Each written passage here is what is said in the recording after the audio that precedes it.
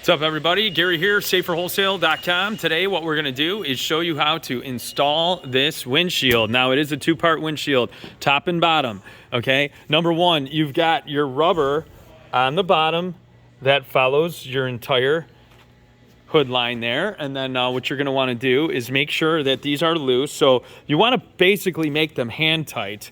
So you've got your grommets around front like so, and then you've got your windshield here, and then grommet, and then again your clamp. So what you're going to do, again, make sure this one's loose, top, bottom.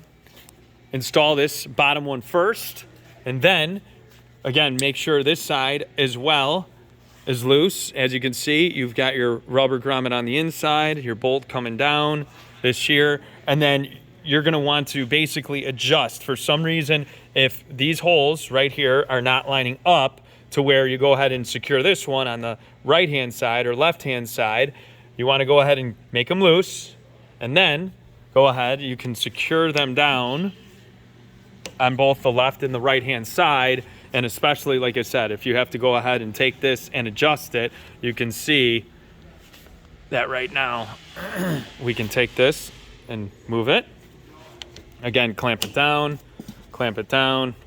and then what you want to do is do the same exact thing on the top. Now, this does go underneath your roof right here, and then you've got, once again, your adjustments right here.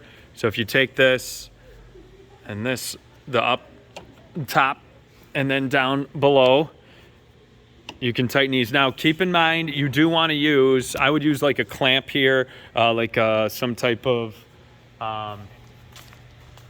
we do have the clamps. I'll try and see if I can get one for you.